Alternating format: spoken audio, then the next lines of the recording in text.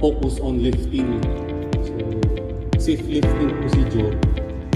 Tapos, i-demonstrate namin yung 3-3-3 rule na normally yun yung standard procedure sa Japan or any other countries. At kahit dito sa atin sa Pilipinas. Ano ba yung ibig sabihin ng 3-3-3 rule sa lifting? So, i-demonstrate namin yon. Then, mag-observe lang kayo kasi after nung demonstration, alam nyo di ba, mayroon tayong question and answer. So, ititest namin kung meron kayong nakuha doon sa demonstration based doon sa tanong at saka paliwanag nyo. So, Sir Glenn. Hello. So sa mga naka-recall pa ni na discuss na nato last time, wala lang ako kadumdum kung sa itong bulan na demonstrate dito sa may likod. Itong gigamit is katong hati tube crane. So since murag layo naman kung ato ka dito, so kining activity pagkahuman ato po i-relate kung unsay connection na ning kining ka gamay sa lifting ato siya i-relate dito sa HH sa mga bukat nga lifting activities. Kaya po, sa nakita nato na experience naman sa uban na yung mga pile driving, mag-alsag mga vibro, mas bukat pang ipangalsa kaysa sa ani. So, hinaot nga na yung makatunan ng tanan, labi na itong involved sa pile driving activities, operators, riggers, karang nga na-adol sa pile drive. I-discuss po na ito further next time siguro, katong sa excavation during toolbox. Na po tayo makatunan natin. So, preparation prior to lifting, no? So, yung pag regarding sa lifting talaga, standard procedure natin, bago tayo mag-proceed sa lifting activities, yung mga hazard mitigation natin, no? Una, equipment inspection. So, make sure all the equipment is in good working condition. And then second, make sure the operator is certified or trained. So equipment is safe, operator is trained and certified. So doon pa lang, alam na natin na may certain level of protection na yung mga personnel at workers natin sa site. Kasi na-eliminate na natin yung equipment at saka operator error. Kasi alam natin na yung equipment inspected, good working condition, pati yung operator is trained and aware doon sa activities at saka sa mga hazard at saka mga danger regarding lifting. So doon pa lang, ma-mitigate na natin yung danger sa mga worker. Mapapababa na natin yung risk sa ganong paraan. The third, yung mga lifting gears, no? Yung lifting, ano ba yung lifting gears? Yun yung lifting sling, weaving sling, chain sling, shackles. Yan yung mga lifting gears na sinasabi. No? Then, of course, yung tagline natin. Yung tagline, yung purpose ng tagline is to guide the suspended load. Anong ibig sabihin nun?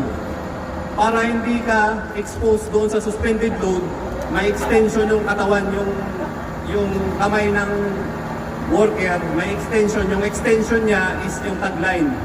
Para hindi siya exposed doon sa hazard na bagay na nakasuspend, na mabigat.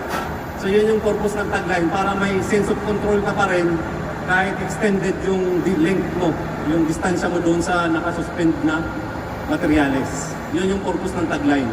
Hindi lang siya control, for safety reason din yun. Kaya na-recommend every lifting, lahat ng suspended load, dapat, kung applicable, mayroong tagline palagi.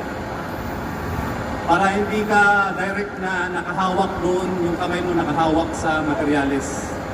May distansya ka doon sa suspended na materyales. Yun yung purpose ng tagline.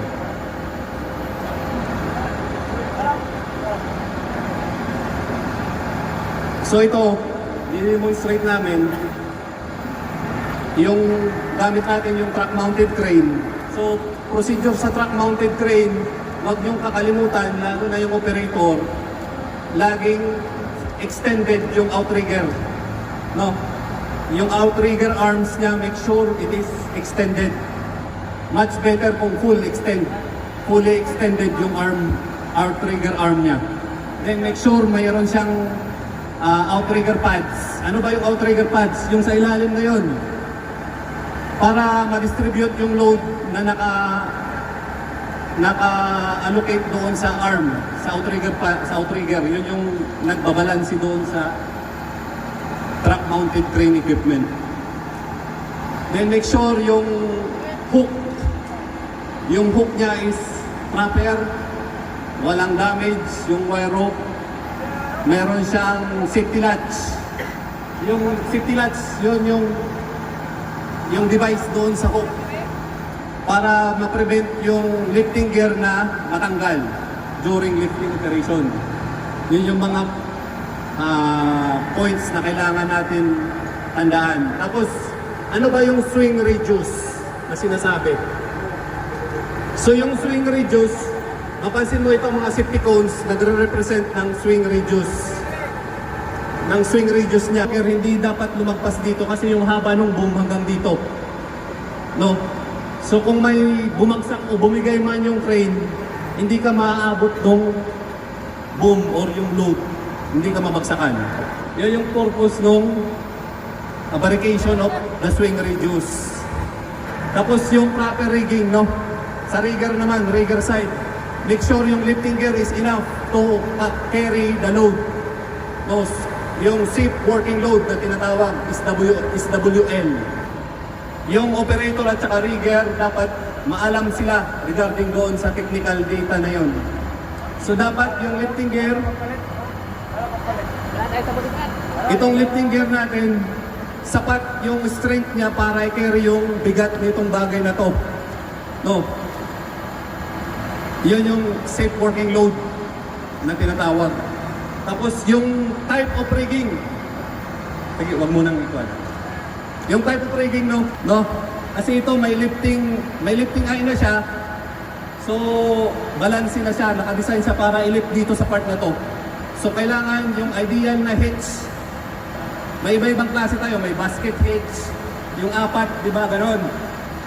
Yun yung tinatawag na basket hitch. Pag mga ganon, kailangan nyo, pero kailangan yung supervisor at saka engineer na dapat yung mag-check at saka yung rigger at saka operator. Yung basket hitch, i-consider mo yung angle ng sling mo. Kasi kung masyado kang malapit, pwede rin maputol. No, may angle din siya.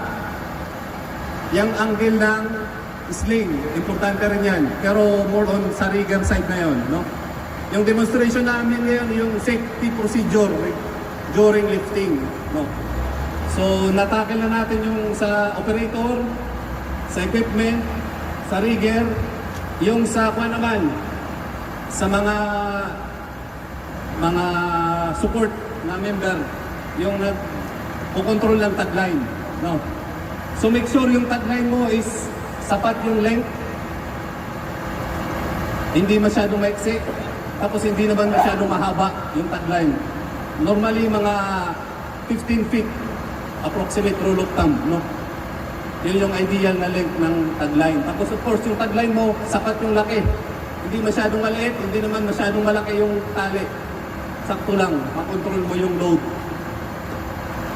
So ngayon, mag-proceed na tayo regarding sa 333 rules. So ano ba yung 333 rules?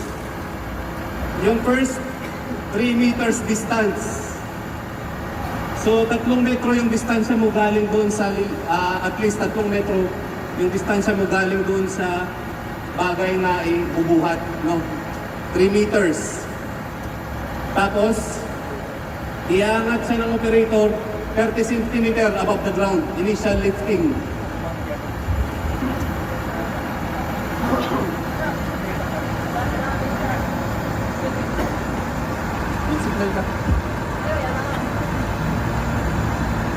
So, yung rigger, nirig na niya, tapos magsasign operator, communication to the operator, no? Hand signals, mga importante rin, no? Hoist up, boom up, mga ganun. So, si rigger yung maalam nun. Tapos si operator, at the same time, nagko-communicate sila through eye contact. Yung hand signal niya, susundin niya. Kung iangat niya, isuswing niya, At the same time, yung mga tagline nakaalalay doon sa load na inaangat. So para stable siya, hindi siya umiikot, hindi siya nagsuswing. So yun yung proper, no? So 30 cm above the ground. Anong purpose nun? Pag-antay ng 3 seconds, no? The last one is 3 seconds time. So anong purpose ng 3-3 roll? Minsan, chinek na natin lahat. Pati yung mga lifting gears, equipment, operator, proper yung mga nakatrain yung mga workers. Minsan may mga aksidente pa rin na hindi maiwasan, no? Yung 3-3-3 roll, maiwasan natin yung mga ganung aksidente kasi yung initial na lift natin, tapos yung 3 seconds na pag-aantay natin, makikita natin, maobserbahan natin kung may mga problema. Yung initial lift na yun, maiwasan natin yung mga sudden accident. So, 3 meters yung distansya ng mga workers. Then, wait for 3 seconds. After that, proceed na sa lifting work. Yun yung 3-3-3 rules sa lifting. Okay. So, yun lang yung regarding sa 3-3-3 rules, no? And then, during lifting works, so kung hindi, yung mga workers na hindi naka-assign sa area na yon, so keep your distance, no? Kung hindi naman kayo naka-assign sa trabaho na yon, huwag kayong pumunta para makiusyuso lang, no? So hayaan nyo yung mga naka-assign na workers sa area na yon na sila magtrabaho, mag-focus sa trabaho nila. And then avoid distraction, no? Yung pagsiselfone habang nagtatrabaho, pakikinig sa music habang nagtatrabaho, horseplay. Ano ba yung horseplay? Yung nagbibiruan habang nagtatrabaho. Nagbibiruan, tutulakan. So iwasan natin yun, lalo na pag lifting activities. Kasi masyadong delikado yung activity na yun. So kailangan 100% yung focus natin doon sa lifting works. Walang mga distraction. So delikado yung mga ganun, no? Iwasan natin yun. Or nakikipagbiruan habang nagtatrabaho, nagpa-file driving. So iwasan natin yung mga ganun behavior during lifting activities. Tapos ano naman yung gagawin after lifting activities, no? After lifting works, so housekeeping, securing the equipment, no? So yung mga lifting gears, iayos ng mabuti, ilagay sa tamang lagayan, kagaya ng mga wire rope, wag lang iiwan sa lupa, nakalagay lang sa lupa, iiwanan, mabalikan bukas na naman, pagtrabaho na. So mali yun, kasi yung mga lifting gears na yun, yung mga equipment na kailangan natin sa trabaho. So kailangan natin yung ingatan, no? Pagkatapos ng trabaho, iligpit na maayos, i-store sa tamang storage area. Yung machine, i-check. Yung operator, kailangan i-check niya yung machine. Kung wala bang naging problema, walang mga hydraulic leak, walang mga malfunction ng mga safety devices. So yun yung mga after ng lifting works, no? So yun lang yung safety procedure natin during lifting activities, no? Prior to the work, during work, and after the work. So, and then yun yung ibig sabihin ng 3-3-3 rules.